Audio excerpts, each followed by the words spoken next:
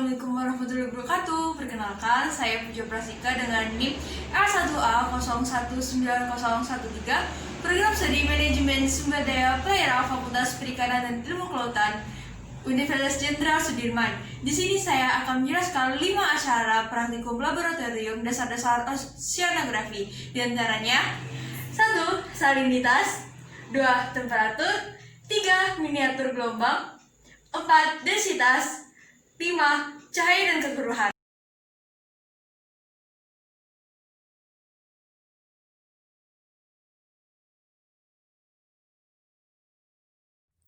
Salinitas adalah kadar garam terlarut dalam air. Salinitas merupakan bagian dari sifat fisik dan kimia suatu perairan, selain suhu, pH, substrat, dan lain-lain. Salinitas menggambarkan padatan total di dalam air. Salinitas perairan menggambarkan kandungan garam dalam suatu perairan. Garam yang dimaksud adalah berbagai ion yang terlarut dalam air termasuk garam dapur. Pada umumnya salinitas disebabkan oleh 7 ion utama yaitu natrium, klorida, kalsium, magnesium, kalium, sulfat, dan bikarbonat. Sebaran salinitas di laut dipengaruhi oleh berbagai faktor, seperti pola sirkulasi air, penguapan, curah hujan, dan aliran sungai.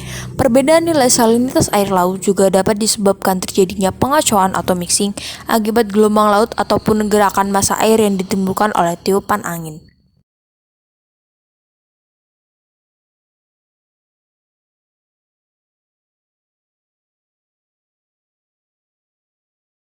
Sesuai dengan referensi yang menyatakan bahwa salinitas perairan laut lebih dari 30 ppt.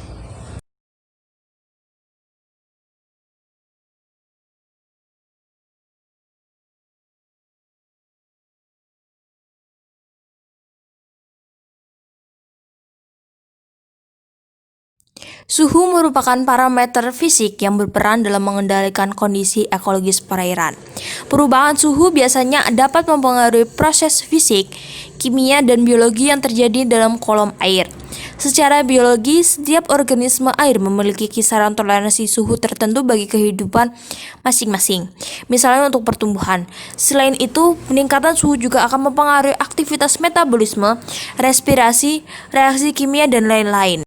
Sebaran suhu air laut di suatu perairan dipengaruhi oleh banyak faktor, antara lain radiasi sinar matahari, letak geografis perairan, sirkulasi arus, kedalaman laut, angin dan musim, kedalaman air, sirkulasi udara, dan penutupan awan.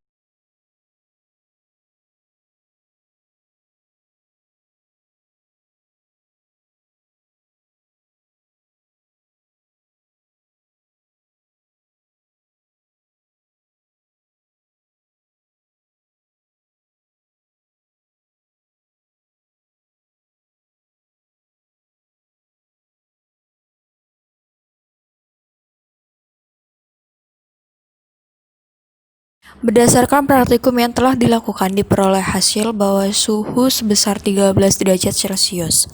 Hasil yang didapat sesuai dengan referensi yang diperoleh yaitu semakin dalam suatu perairan maka suhunya semakin kecil dan densitasnya semakin besar.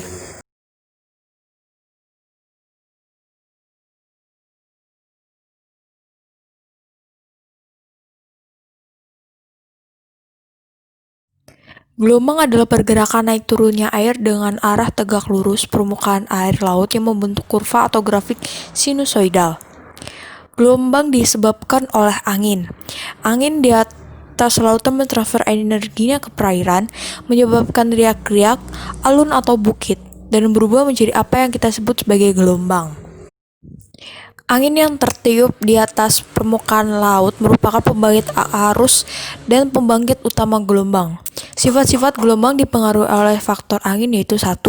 Kecepatan angin. Umumnya makin kencang angin yang tertiup, maka makin besar gelombang yang terbentuk dan mempunyai kecepatan yang tinggi dan panjang gelombang yang besar. 2. Lamanya angin bertiup. Tinggi, kecepatan, dan panjang gelombang seluruhnya cenderung untuk meningkat sesuai dengan lamanya angin bertiup. 3. Jarak tanpa rintangan di mana angin sedang bertiup. Pentingnya phase dapat digambarkan dengan membandingkan gelombang yang terbentuk pada kolom air yang relatif kecil seperti danau di daratan dengan yang terbentuk di lautan bebas. Berdasarkan praktikum yang telah dilakukan, tinggi gelombang yang didapatkan adalah 7 cm. Tekanan yang diberikan pada suatu perairan sangat mempengaruhi karakteristik pembentukan gelombang. Tekanan yang lebih kecil akan menghasilkan lebih banyak gelombang dengan waktu yang lebih cepat dan tinggi gelombang yang lebih pendek. Hal ini sesuai yang diperoleh bahwa tekanan mempengaruhi karakteristik suatu gelombang pada permukaan air laut.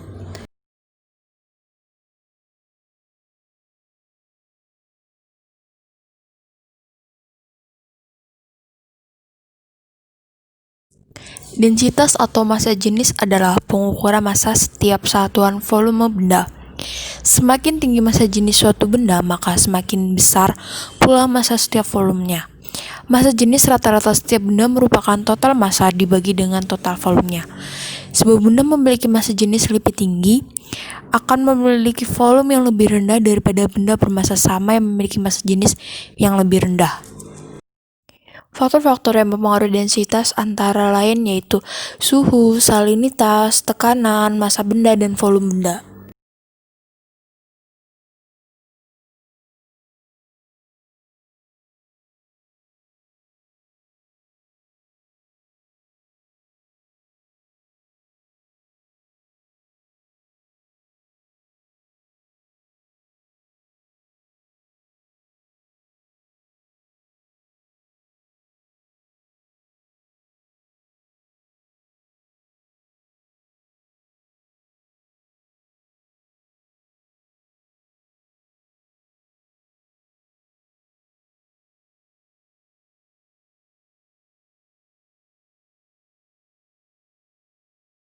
Kecerahan atau cahaya merupakan ukuran transparansi perairan yang ditentukan secara visual menggunakan Secchi-Dix.